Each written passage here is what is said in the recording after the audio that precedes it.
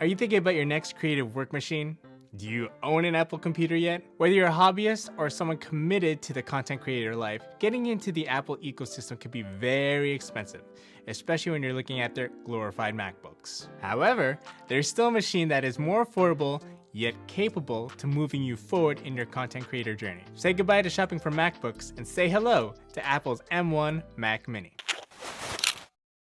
Hey guys, if you're new here, I'm Mike, nurse photographer and videographer, and this channel is about camera gear and camera tutorials for new photo and video shooters. We're talking about the pros, cons, and my experience on the M1 Mac Mini and Apple ecosystem. You'll want to stay to the end because I want to tell you more about how this machine handles my 4K footage and some 24 megapixel raw images that I usually edit on the weekly. I edit pretty often. If you've never owned a Mac computer or still feel slow on your current one, there's good news, because now is the best time to get a Mac computer with their new M1 lineup. When I say new level, it isn't just hype. It's not just an itty bitty upgrade, but it's the real deal. All the computing and graphic processes that worked fine with the Intel chip that Apple was using before is now even better. No. It's better, faster, and stronger on Apple's own M1 chip. Today I own a 2020 M1 Mac and a 2020 MacBook Pro 13-inch on an Intel chip. Which one do you think is better? I mean, just take a look at these specs. My M1 Mac Mini has 8 gigabytes of RAM, 512 gigabytes of storage, and is running on the M1 chip. It cost me $899. On the 2020 MacBook Pro 13-inch on the Intel chip, it's got a 16 gigabytes of RAM, 2 terabytes of SSD storage. For the CPU, it's running at 2 gigahertz for the quad-core Intel Core i5. For graphics, it's running on the Intel, and it all came out to $23.99. Before I tell you which one is better, let me tell you about my Apple experience on the M1 Mac Mini. When you're in the world of the Mac ecosystem, AirDrop, game changer. Apple's seamless Bluetooth connection and file sending system is top tier. Do you need to upload and draft some stuff for your Instagram or whatever platform you're using on your phone? Well, using AirDrop, you can just send the files back and forth from your phone to your computer and back and forth without having to connect the two with a cord. Little bit by little, this lessens friction in your content creation workflow. Keyboard shortcuts. As a productivity nerd, it's nice to be able to just organize your files, which as a content creator, you manage many. And you don't have to worry about too much about clicking and clicking to execute all the actions that you're trying to accomplish. These keyboard shortcuts go beyond copy and paste, but include things like making new folders, putting highlighted files into folders, and much more. Access to Apple Pro apps, Final Cut Pro, Compressor, Logic Pro, and more. When you use a Windows PC, you've got different brands, Dell, Acer, ThinkPad, whatever. But when you use Apple, it's still Apple.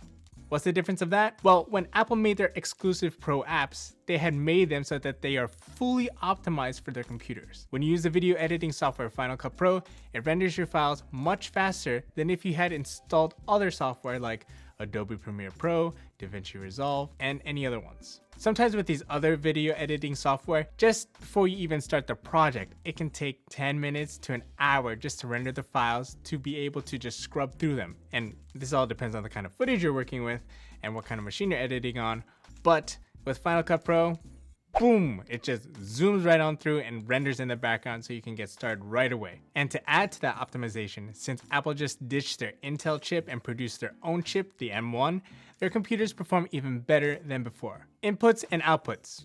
It's got all you need. Prior to the new MacBook laptops this past 2021, you've only got USB-C. On this Mac Mini, you don't need a crazy dongle. You can just use it as it is. It's got USB-A ports, 2 USB-C ports, Ethernet, SD card, HDMI. But yeah, so the reason why I bought the Mac Mini was so that I could have someone else try to edit my videos with Final Cut Pro. Things didn't work out, so I have the Mac Mini again. And I have to say, I was pretty amazed by what this thing could do. When using these two machines, there's almost no difference when it comes to everyday tasks and productivity. You want a Mac? You got a Mac, whether it's a laptop or a desktop computer. However, when it comes to the performance of editing, that's a different story between the MacBook's Intel chip and the M1 chip in the Mac Mini. Let's go through the cons of the Mac Mini first. No SD card slot. But it wasn't for nothing. Instead, it comes with 2 Thunderbolts or USB 4 ports, aka USB-C ports. I personally prefer the SD card slot, but it's not a big deal because at this point, I have and still always bring around a USB SD card reader anyway. But this machine still has no computer peripherals. In the box, you just get the power cord and the computer. You still need a keyboard, mouse, monitor, and speakers. Do you got all those? And if not, you could easily be trending into an M1 MacBook Air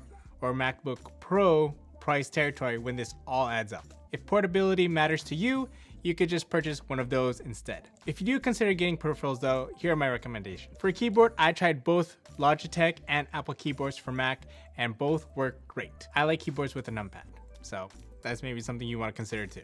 But for me, I just usually stick with my Apple keyboard. For a mouse, I recommend any of the MX Masters. I use the MX Master 2. That's by Logitech. It's great when it comes to side scrolling for video timelines. If you have budget for it, I much prefer the Apple trackpad since Apple makes the best trackpad ever and the best trackpad you'll ever use. Try one at your local Apple store if you haven't experienced it yet. What is this, Disneyland?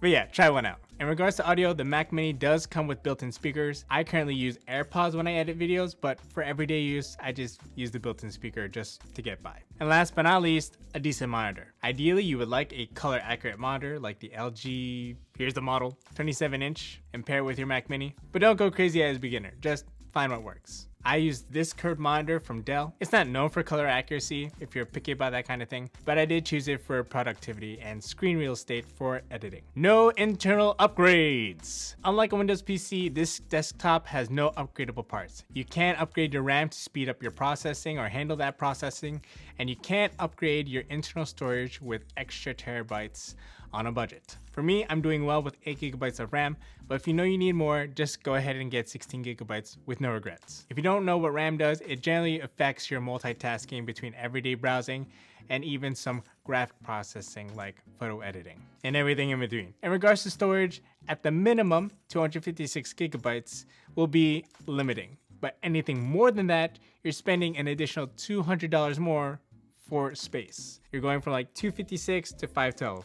For $200 more. Instead of spending that $200 on internal computer storage, you can save that money by putting it towards external storage with 4 to 5 terabytes that you can get with Western Digital for $100. Or if you fancy a faster drive, like faster read and write speeds, transferring files back and forth, a 1 terabyte external SSD by SanDisk or Samsung will serve you well. Keep an eye out on Amazon Prime Day or Black Friday since you can easily find those for sale, both external hard drives and SSDs. Until then, let me know, what computer are you currently using and what tools are you using for photo and video editing? All right, let's talk about editing. In regards to my editing experience, one of the main things that I notice most of the time when I edit on a machine for the first time or edit on a new video codec for the first time, it's scrubbing. The expectation is that you can just scrub through your timeline with all the audio without stutters or skips. You should be able to pick any point in your timeline and it should just be able to play back without any problems. Drag and drop and play, pick and play. That's it. No buffers, no delays, nothing. Voila. Now, stick with me here. I used to be frustrated with how I could hardly edit 4K footage on my previous 2015 13-inch MacBook Pro, but I would be able to easily scrub through the footage and edit the footage on a 2018 iPad Pro on LumaFusion. MacBook Pro, I would have to create proxy files just to edit some 4K footage. My iPad didn't even have that option, and it was still smooth. That just sounds wrong, fam. A tablet editing much smoother than a laptop? I mean, 2015 and 2018 isn't that much of a difference. But to think that tablets can have that much power to perform better than a laptop, that's crazy. Let's answer the million boba question. Which is better, my M1 Mac Mini or the 13-inch MacBook Pro? It's the M1 Mac Mini. With all the 4K footage that I typically use from my a6400 and the Sony a7S III, there were hardly any problems scrubbing through the footage, playback, and playback even after adding all the color corrections and color grades. Yes, Apple's optimized Final Cut Pro works very well on this machine. But if you don't want to spend $300 on it, you could always download the next best software for editing for free, DaVinci Resolve, because I edited that on the Mac Mini and it had the same results. Everything was smooth.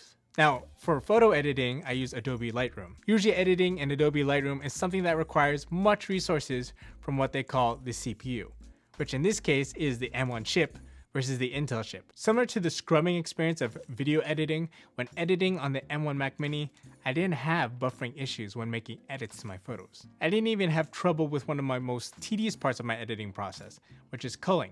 And culling is just selecting the best shots from all your crappy shots. As someone who takes many photos and shoots often, waiting on 300 to 500 photos per shoot just to load is tedious. My M1 Mac Mini loads pics and runs through these edits like it's butter. It loads so quick I don't even have time to sip on boba. On my MacBook Pro, when I click on the right arrow, it tries to load the image, but I can't tell if my shot was blurry or if it's still loading the image. Oh, okay, 3 seconds later, the image is clear. Okay, next photo, and next photo, and the same thing again and again. But with the M1 Mac Mini, no problems. I know it just loads instantly, so fast. I already know, oh, that was a bad shot. Oh, this one was a good shot. Easy. But there's more waiting time when I go through all these photos. So besides taking less photos, this M1 Mac Mini is looking pretty good. Now, I can't promise that I'll take less photos so that I can deal with the loading times on my MacBook Pro, but I can definitely say I'm enjoying editing photos on my Mac Mini. As an Apple fan, I still struggle with Apple products, but the M1 Mac Mini is a comeback. This is an amazing Apple product that I wish I started out with. But who should actually get this? When talking to beginners, if you're trying to save money while trying to go into the Mac ecosystem, this Mac Mini is an easy recommendation. Apple's M1 Macs are great at processing much workload for content creation. The entry price is much more affordable for solid photo and video editing. No need to spend $1,000 for a great machine. For seasoned content creators, upgrading from an older machine, if you're looking for a stationary workstation, this is great, especially if the kind of processing power you require isn't heavy, like no crazy VFX. You know who you are. If you're looking into what kind of gear that you can invest towards your photo and video endeavors, I got a video right here about 70 terabytes worth of storage for you to check out. Otherwise, I got other videos over here. I'm Mike. Thanks again for watching. Now go out there and shoot for the life that matters. See ya.